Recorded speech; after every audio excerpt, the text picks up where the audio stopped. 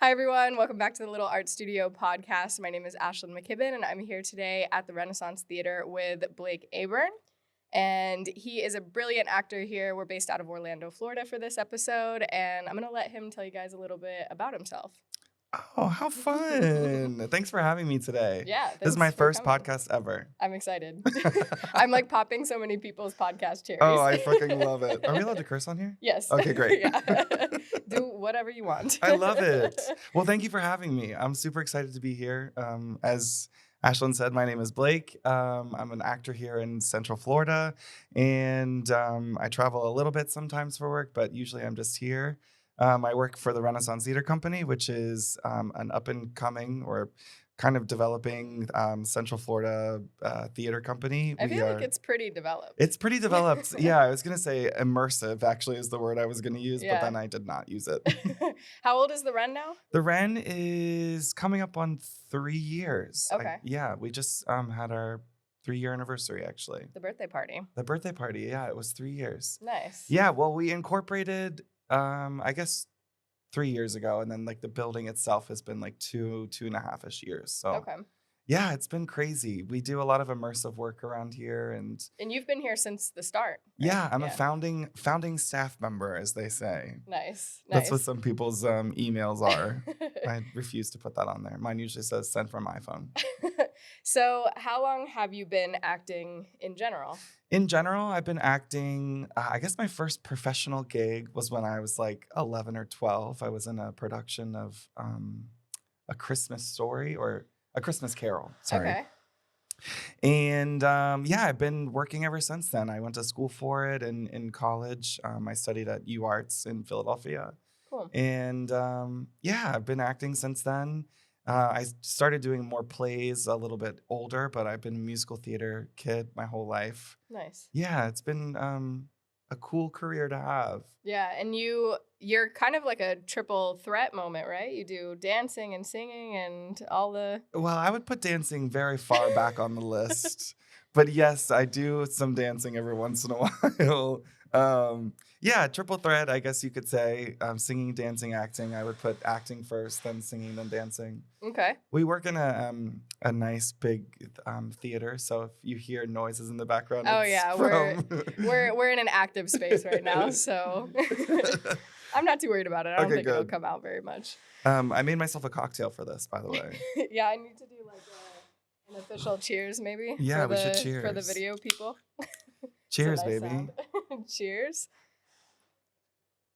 They did say they were going to be quiet. What is it? Is it a Monday? It's Monday. Yeah, happy Monday. Happy Monday. We're in the middle of an eclipse right now. Right now, the eclipse is happening. We went outside and looked at it. It was wild. Yeah, so energy is on 1,000. Well, I've never seen an eclipse before. Am I supposed to? Like, when are they supposed to happen? I want to say that there was one when I was in college, so maybe like 8 or 9 years ago there was one. Oh, shit. But I feel like every time they have one, it's like, oh, in 20 years we'll see this again. But then it's like a couple years later Well, it happens. yeah. So I don't really know who to actually trust and believe here. I love that. But anyways, what is your sign? Speaking of, I'm an Aquarius. Okay, you know what? I literally thought that. I Oh, either thought full-blown. Aquarius or Aries for some Yeah, reason. I get but- Aquarius or Leo a lot, actually. Yeah, I could People see Leo always ask too. me if I'm a Leo. I'm like, no, I'm just that energy all the time. Yeah, no, not me. What is your sign? I'm a Pisces. Oh. Yeah, so I'm like, I'm crying on the ground most of the time. Yeah, that's my boyfriend. Yeah.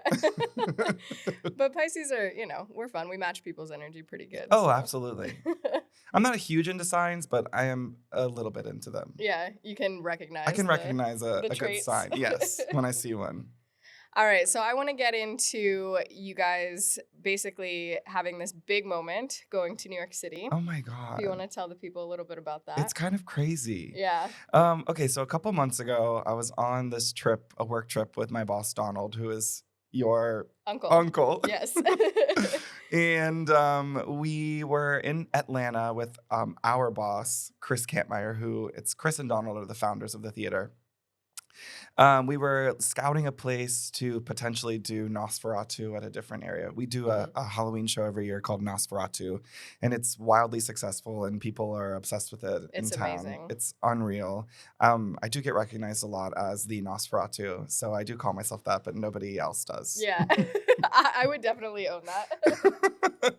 But we do this Halloween show, and it's very immersive. The entire building, our entire warehouse, gets turned into a huge vampire den, and we have like 25 to 30 vampire actors, and How many rooms were converted into the space? Because I just remember running around for oh hours when hell I yeah, filmed it. yeah. We did. So upstairs actually is one big rehearsal hall, but we turned it into I think 6 or 7 rooms upstairs.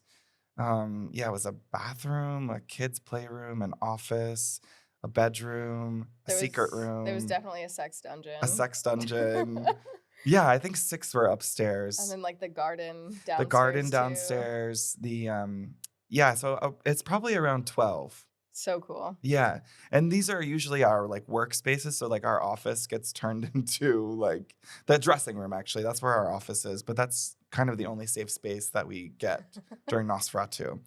Anyway, sorry, that was totally off topic. It's okay. You did tell me I had an hour and a half, so I could go Yeah, on no, and on no. forever. It's fine. It's fine. We were on a work trip in Atlanta, we were scouting out this place. I don't know if you've ever been to Underground Atlanta, ever heard of it before? I think possibly. Yeah. It's fucking sick. It's like this whole abandoned underground area that is just like not used. Uh-huh. But they started using it for like small pop-ups and stuff like that. So we were there kind of like looking to potentially maybe do this Nosferatu in Atlanta at a different time.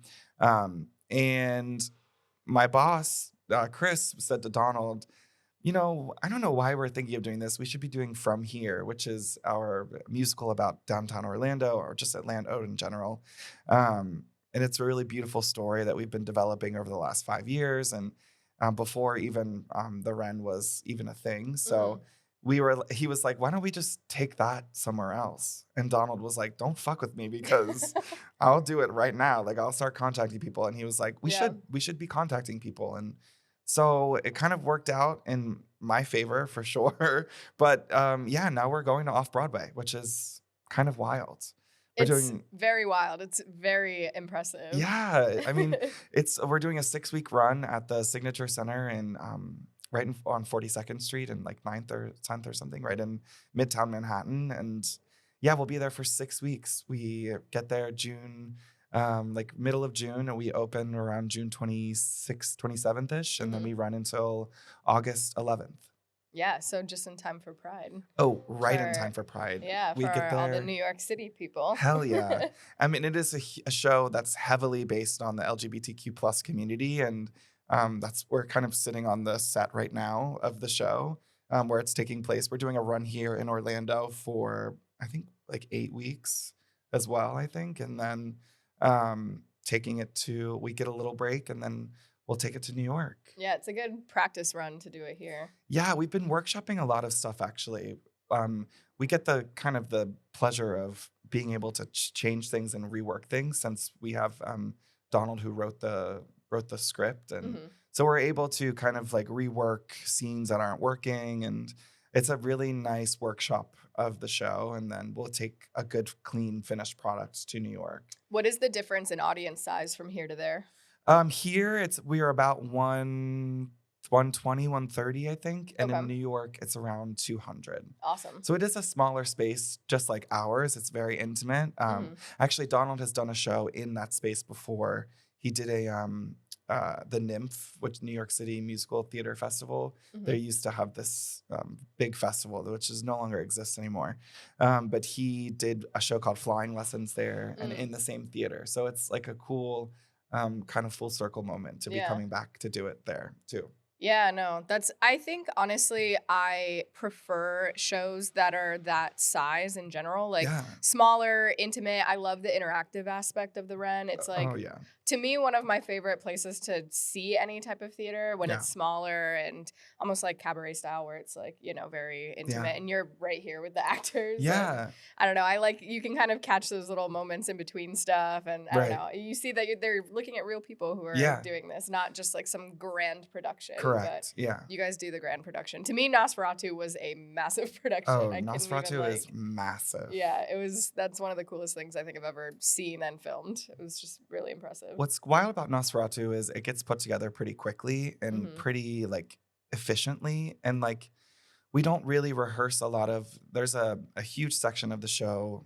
there has been, I'm sure that'll be this way this year as well, Mhm. where it's kind of you walk around and you get to kind of explore the space yourself. Mm. And that has kind of timed out in our own way of we've been very lucky to time it out in an efficient way without rehearsing it too much Mhm. because it's like so for instance, like my track is like, okay, I stand in the ballroom for 5 minutes and then I walk upstairs and I do a scene with somebody else in the bathroom. And then I walk to the office and do a Mhm. scene in the office. But none of that is like timed to anything. It's more just like, all right, walk up there. And if nobody's in the room yet, wait till somebody comes in Oh my gosh. and then do your scene and then wait for them to leave and then do your next scene.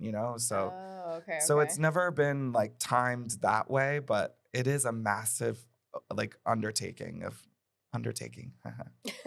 How do you feel? So I've seen you play so many different kinds of characters. Like I see like a comedic role, around Christmas when you guys do the office party, and Yeah. then I've seen you do the Nosferatu, and now you're in From Here. How is it changing your persona like that? Because I feel like you just have to like turn it off and completely start Yeah. fresh from a different. I don't know. I feel so lucky because I get to work with such amazingly talented people in Central Florida, and so I do feel like it depends a lot on that. But it's not that hard to be honest, and it's kind of like my job to do it. So, Yeah. but I love getting to portray different characters throughout the year, and the audiences and at least the Ren. I don't know wider audiences, but the Ren audiences have come to know a lot of my characters. Hmm. So that has been really interesting to get to play different things year after year. So like my Nosferatu character, I get to play a lot. Hmm. And Daniel, and From Here, I've played for 5 years. I originated the role at Fringe 5 years ago in 2019. So it's been like really, really cool to for people to see kind of me grow with that role and grow with the show as well. Yeah, that was going to be my next question for you is feeling, I guess, yeah, for 5 years, you were much younger when you started it. Yeah. How do you feel like you have maybe grown with the character? Like, what do you feel Yeah. is different from then versus now for you? A lot of the stuff about the friends was before it meant a lot to me, but in From Here, the show relies heavily on this group of friends, or revolves around, sorry, this group of friends that kind of go through what happens in Central Florida in 2016. So it does involve the Pulse Massacre Mhm.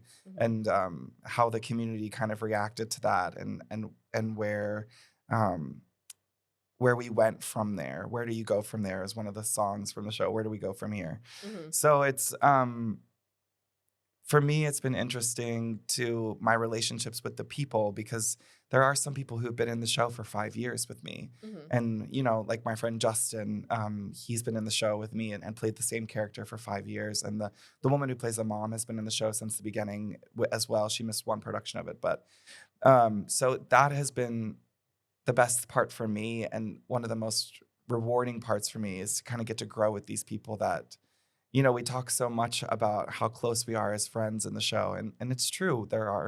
I'm best friends with a lot of these people, Mhm. and especially with Donald.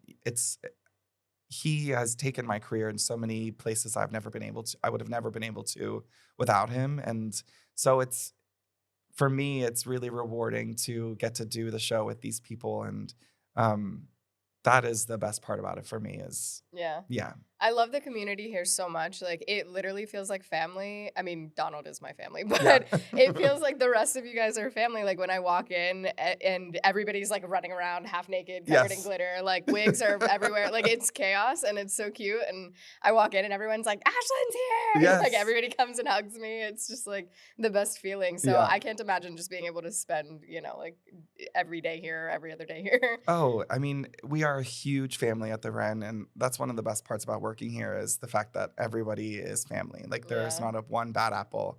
I Yeah. mean, I'm sure people say that about me that I'm the bad apple, but Oh. I don't give a fuck what they say.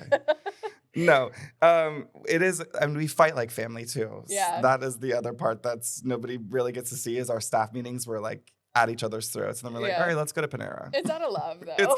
full of love. Yeah. But I think it's cool because everybody wants, it seems like you all are kind of on the same team as far as like wanting everybody to succeed and come up together. And it doesn't seem like there's this like animosity, like, oh, I wanted to be this, or, No, I don't see no. that energy here at all, which is nice. No, the coolest part about this is that we get to work with each other, but we also get to create with each other, which is Yeah. like, I don't know. I guess in a full 9 to 5 job, sometimes you don't really get to create like art or, I just love collaborating with people. Like, for instance, our costumer is J. Marie Bailey, and she's also one of the lead vampires in Nosferatu. So it's like it's cool to be like, hey, in this scene, I want to wear this, and her sending me things, being like, what do you think about this? And I'm like, no, what you're picking is hideous. Let me show you what I actually want.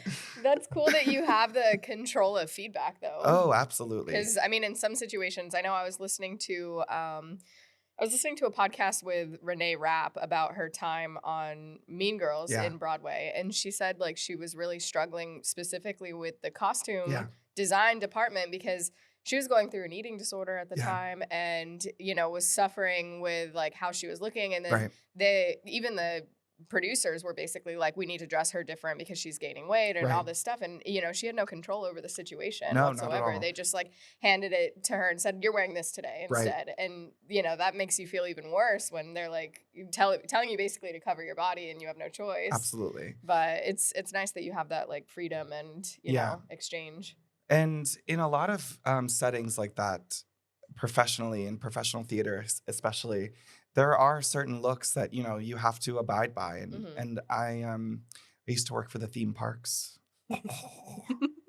And that is one of the things that is a huge thing there is that, when you get cast in a role at the theme parks, you're kind of cast in that role with 20 other people. And sometimes you have to look exactly the same as those other 20 people that do the role. Yeah. And that's just not the case. And especially after the pandemic, I actually quit one of my jobs at one of the theme parks because I went back to work and my body had changed so much over the course of 2.5 years where Right. I wasn't actively, doing cardio every single day or actively like going out of my way to make sure that I was working out. Mhm. It was just like, so going back to work in this place, the costume did not fit me the same as it did 2.5 years ago, 3 years ago when I learned the role. Yeah, which is normal. Which is completely normal. But to them, it was like, well, this is the look that we're going with. And and I was like, well, fuck you. I'm not doing this anymore. You know what I Yeah. mean? Like, so in a lot of settings, there are like, that is huge in the theater community of like,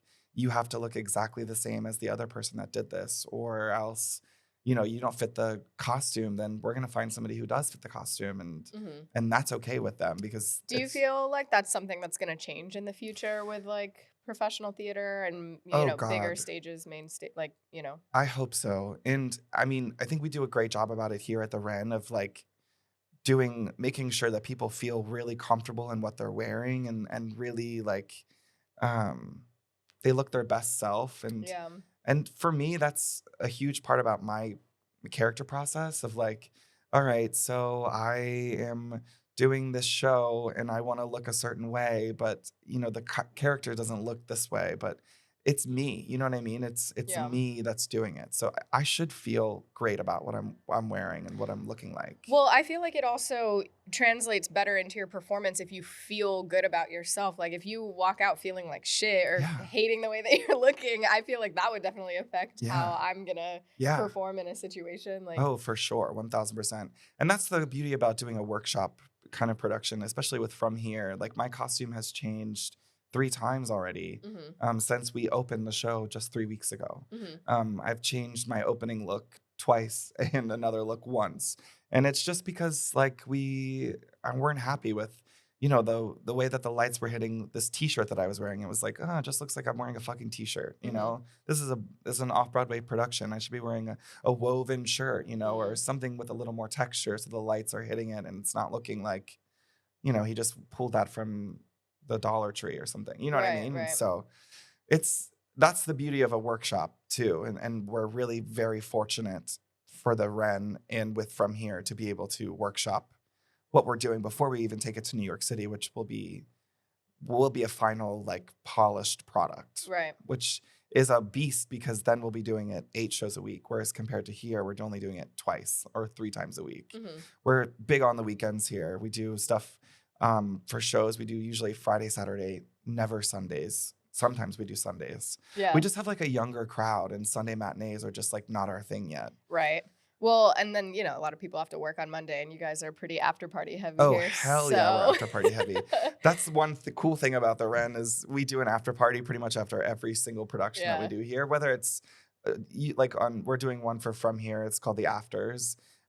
It's like the premise of it is like art becomes the artist or the artist becomes the art. Yeah. And it's pretty sick. It's just been like, Well, wasn't the Ren like voted in like a top list of nightclubs or something oh, recently? probably. I I'm was sure it like, was. what? It's like the space that's not even technically a nightclub. Well, the best part about working here is the amount of trans and drag queens that we employ. Sorry, Yeah. my cocktail's getting to me. Be careful.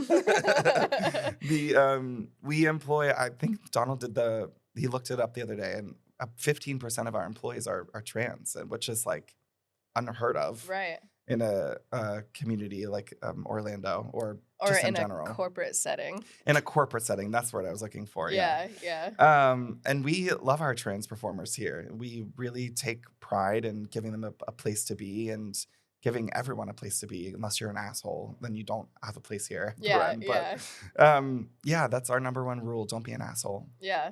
Now, have you dabbled in directing yourself at all? I have dabbled in directing. I don't find myself to be an amazing director, but I do direct. Mhm. I directed the Cocaine play this Okay. recently with Donald, actually. I didn't get to see that one, and I'm kind of sad about Oh, it. it was wild. It was just about cocaine. I wish there was another thing Yeah. to say about it, but it was about cocaine. Yeah, I heard it was kind of like a Euphoria vibe. Oh, as far fully as, like, Euphoria. The visuals and stuff. Yeah, it was about these 4 guys that meet the devil, and they're like, the devil's like, "What do you want?" And they're like, "Just an unlimited supply of cocaine," and then they get it. And it's about how their life kind of unfolds after having this cocaine bender that just doesn't end. Yeah. Actually, So wait, you didn't write it? I did right? not write it, but Okay. the person, his name is Adonis Perez. Yes. He is our, oh shit, what does he do for the Ren? He does fundraising Okay. and like that bullshit of getting people to give us money. The admin. Admin fundraising bullshit. But we brought him on as a full-time employee just this year, or a little bit before that, I guess. And he's been amazing. He's in a Central Florida performer and went to UCF and started writing shows. He's an amazing writer. And that's how Donald kind of like it came to be with his position at the Ren. He was like, wow, you're an amazing writer. You should be writing our grants and shit. And so that's where he kind of started. But yeah, he wrote that show, the Cocaine play. And then he was also in Nosferatu. Yep. He was my counterpart. He was the person that sat at the other end of the table. Yeah. He played the human this year, but he plays a vampire in every other year. So Yeah. No, he killed it. He did an amazing job in that play as well. yeah, he was amazing. I'm curious, as far as directing goes, when somebody else wrote something, how is it to you? Because I recently have directed a couple things myself. Yeah. And I kind of feel like I struggle with it because it's somebody else's vision and you're trying to obviously bring their writing, their vision to life. Like, Correct. do you feel like it's a struggle or do you feel like, what is your take on that? I get kind of like imposter syndrome when it comes to directing because my thing about directing is that everyone in the room is looking at you for an answer. Right. And you're like, I don't fucking know. You're like, I need an adult. I don't That's how I know. feel. Like, why are you crossing stage left? Just cross. You know Yeah. what I mean? I don't know what your intention is, things like that. So I get like weird about that stuff, but not so much of like somebody else's vision.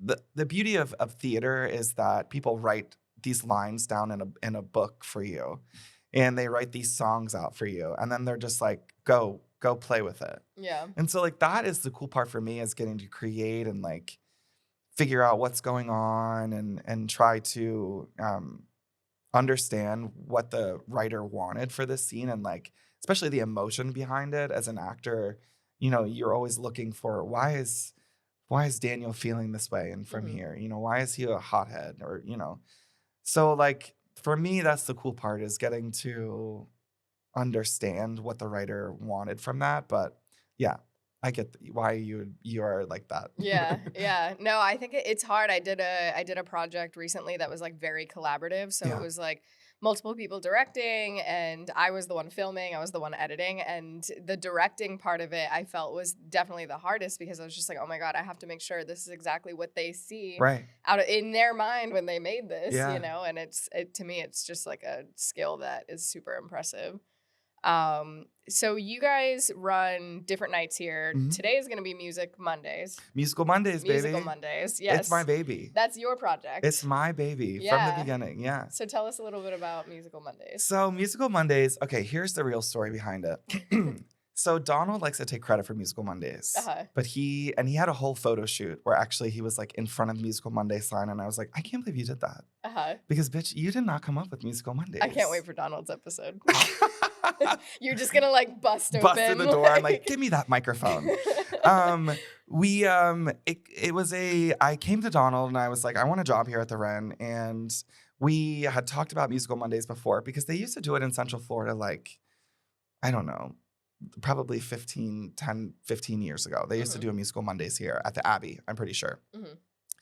But then it stopped. We never did it again. And there used to be a Musical Mondays, but it was at a bar, and it was kind of like they just played music videos, and it was musical theater. And and when I thought of this idea, I was like, I want to do a night where people can come and sing, and it's not like a production, or like I want people to be able to just come to the Ren and like get on stage and sing a song. Mhm. And then So it's kind of like an open mic? oh, it's fully open mic. Okay. We do two aspects of it. We do a performance aspect, which is usually like 4 to 6 to 8 performers, and sometimes we'll sing through like a production of, like we did Annie before, and Mhm. we recently got a cease and desist for doing 6. Oh no. So we called it cease and desist. But we do like that aspect. So that is the performance aspect for me. And that's like what my job is in planning these events for us. And then we do open mic afterwards. Okay. So, and it's a musical theater open mic, which there is no other musical theater open mics in Central Florida that I'm aware of. If there is, I'm sorry that we stole your idea. But yeah, and we were voted top 3 by the Orlando Weekly Open Mics last year, and we were voted best piano bar just by the Orlando Weekly staff. And yeah, we have a live accompanist that plays every single week, Cool. and you can sign up on our list to perform. And yeah, it's fucking amazing. Yeah. It's become such a community event that we no longer worry about like the budget for it and things like that. Not in like that aspect of like, oh, we just spend tons and tons of money. We make so much money from this. We don't make shit from it. But it is such a community event that I just could never imagine even coming close to canceling it. Yeah. We have had to cancel it a couple times throughout the year, and every time it's like, I hate doing this because so many people rely on coming there on a Monday night.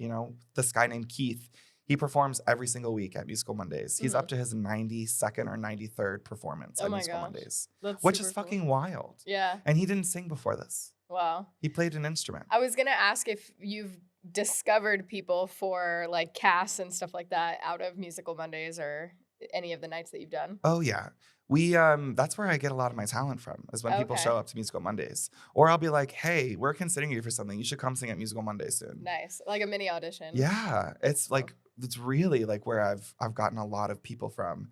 And I work with Kayla Kelsey Morales, who owns Kelsey Morales Casting Company in Central Florida. Mhm. She has kind of become my partner in crime with casting for Musical Mondays. And so that has been really, really helpful too, because she knows so many people in Central Florida and she's so respected. And her husband, they own the company together. So that has been an amazing aspect of it all too, is getting someone to help me cast this. And like, it is my full-time job, but it's a full-time job for two people for sure. And Right. so I'm so grateful for her to come on and help me with everything. Because the past couple weeks, I've been knee deep, head deep in From Here. Mhm. So like From Here stuff has taken over my entire life, and I've been like, everything Musical Mondays has gone on the back burner for me. Right. And so she's been like, okay, bitch, we're doing this week, we're doing this week, and we're getting it all done today. And I'm like, you got it, let's do Yeah. it. Because if I don't have someone like that, then I will definitely put it off until I absolutely don't need to anymore or have to do it. And then it's Yeah. like, fuck, what am I gonna do? That's me with the podcast. I'm like the worst about. I'll have all these episodes recorded, they're edited, they're just sitting there, and They're it's just like sitting there, yeah. I just need to fucking post them, like get on Instagram and put them out. And Yeah. it's like I need somebody just to yell at me and tell me to do And it. tell me to do it. And that's what Kayla is to me, but she's so kind. She would never yell at me. She's just like, gentle reminder. Yeah. That's better than me. I'd be like, what are you doing? Oh, me, I'm the opposite. Yeah. I'm fully yelling at people at work all the time. Feel Yeah. bad, actually. Yeah, my partner is kind of my employee, I Yeah. guess. And so he's like, "Can you be nice to me?" I'm Yeah. like, "I'm sorry, it just needs to get done." Oh, please. Are you kidding me? Devin is the bar manager here. Yeah. And he is such a little bitch when he's behind the bar. I'm like, can I have a drink? He's like, go get in line. I'm like, all right. Yeah, I was gonna ask you, like, relationship wise, how is that like working together? And It's I'm so- always curious since I work with my partner and have in the past too, Yeah. like everybody else's dynamics with it. It's funny because we work together, but we don't work closely together. Yeah. But when he does work with me, I am so crazy about being professional and Yeah. like, so I guess you could note it. Like if you were to come to see From Here, you probably would never see us backstage like kiss or Yeah. like be cuddled up to each other, or we don't even sit near each other in the dressing room because I'm like, I need my space. Like Yeah. get away from me for just like an hour. You know what I mean? But he is a good sport to me, and he's very, very kind, and Yeah. he is my number one supporter and my number one fan, and I'm his number one fan. And so it's good in that aspect. We'll see shows. Like we saw a show yesterday, and I was like, you should be in this fucking show. Like you'd be fucking killer in this show. Yeah, because he acts too, right? Yes, he's yeah. an amazing performer. Okay, I was like, he was in Studio 54. Yeah. Right? Okay. Yes, Yeah. he took over for some of the roles sometimes in that. Okay. Yeah, him and Julian, he understudied Julian, so he was in and out of the show, but he was still in it. Yeah, I got him the night that I filmed. Yes. Yeah, he was in it. It was He's super good. amazing, and that's how we met actually doing From Here 5 or 4 years ago, right Aw. before the pandemic. That's cute. So you guys are going to New York together? We're going to New York together. We're Aw. bringing our cats. Good. That's awesome. I'm fucking terrified to fly with them, but we'll get through it. I feel like I would take a drive. Oh, I know. The cats, we have two amazing cats. They are the light of my life. We just signed a lease for a new apartment for them because we were like, we needed bigger space for them to, exist and play. And I'm hoping to get a third one, but that Aw. is a quiet conversation that we are not allowed to talk about yet. the growing family. The growing family of 3 cats, fully a cat lesbian. Speaking of family, I was gonna ask you how your family dynamic is with what you do. Like, are they supportive? Are they like, go get a real job? My mom is very, very, very supportive of my career and has always been a huge supporter. Her and my stepdad are amazing. And my dad as well. He passed away a couple years ago, but he was always very, very, very supportive of me being an actor.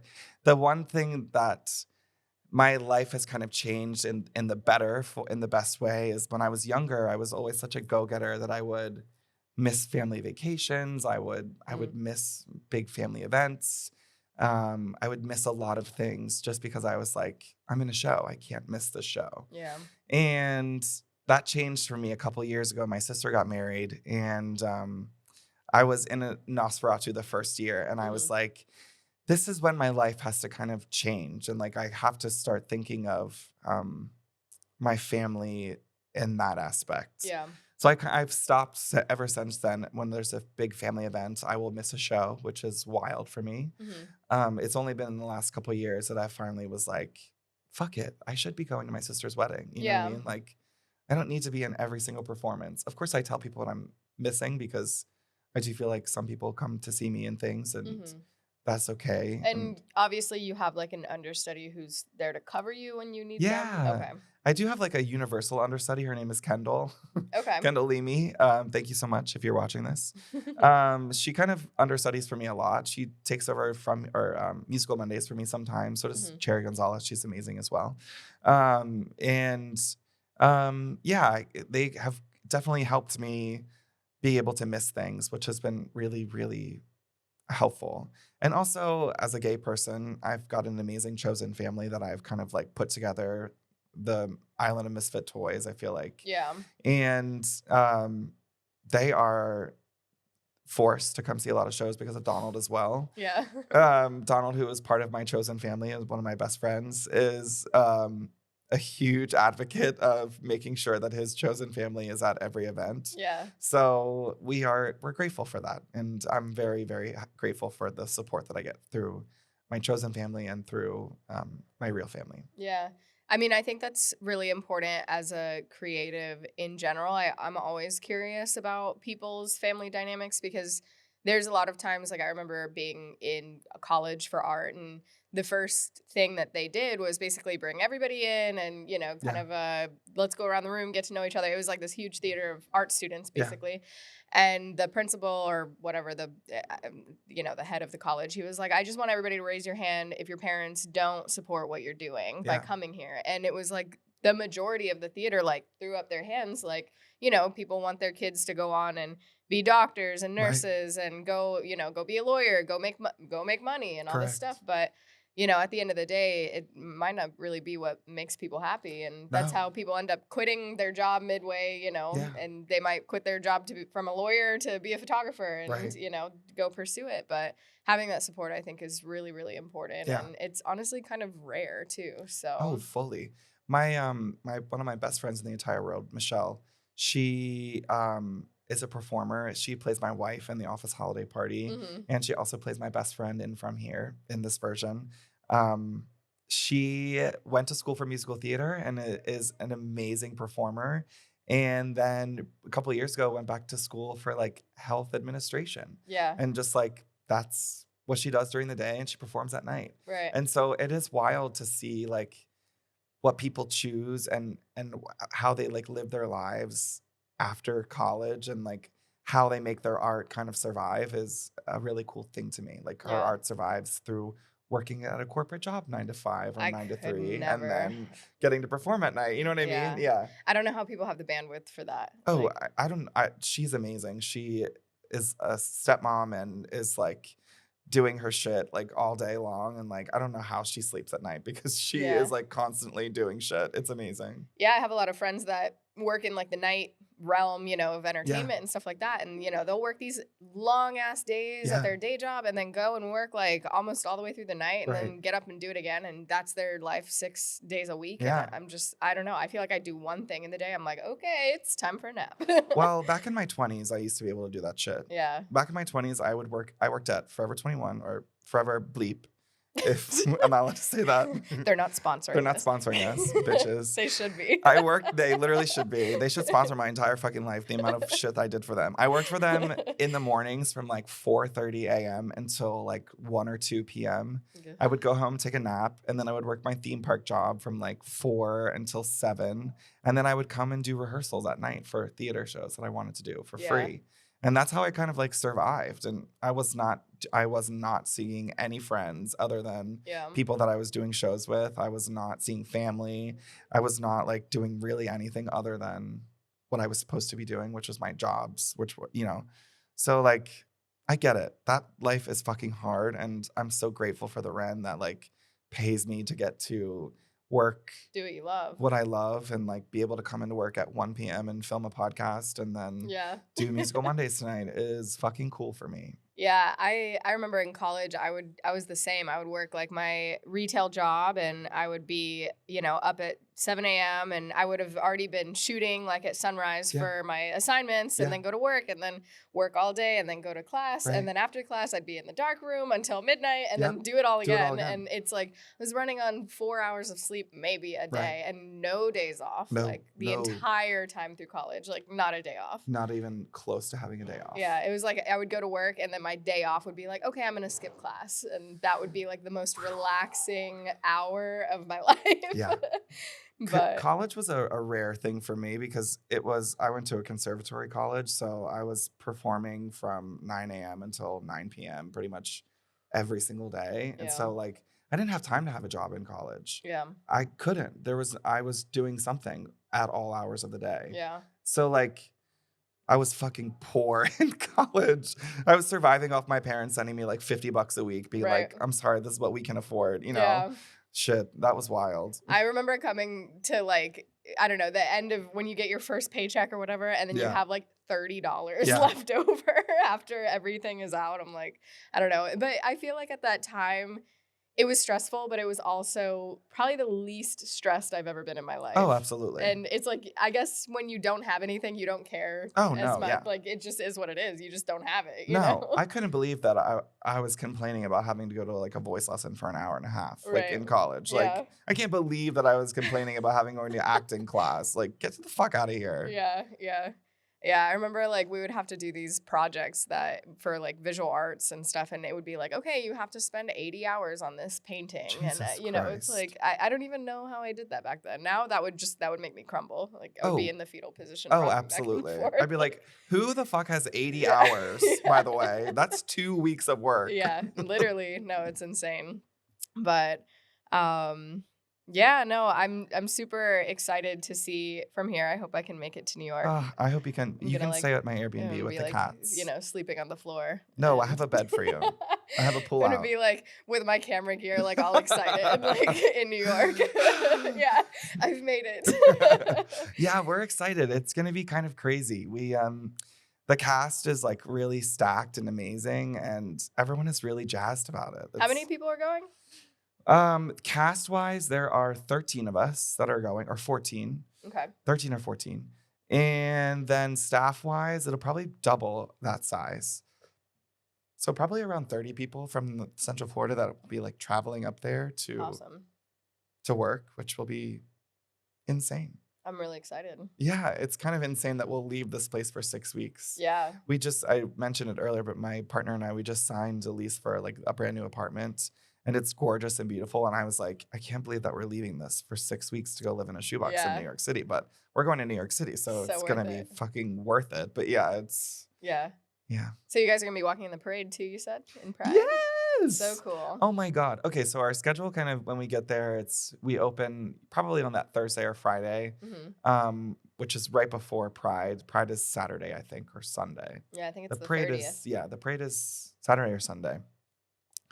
So then we'll have 2 shows on Saturday and then the parade on Sunday, and then we'll have off on Monday, and then we'll go back to work right away. Tuesday we have 1 show, Wednesday we have double shows, Thursday, Friday, double show Saturday, Crazy.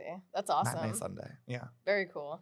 And yeah, I feel like pretty good about wrapping Yes. towards the end of this conversation. I love it. I have a little outro question. Okay. So my question usually for everybody is, what are you listening to? So when you're working, when you're either meditating or about to rehearse or something like that, like what is something that you put on?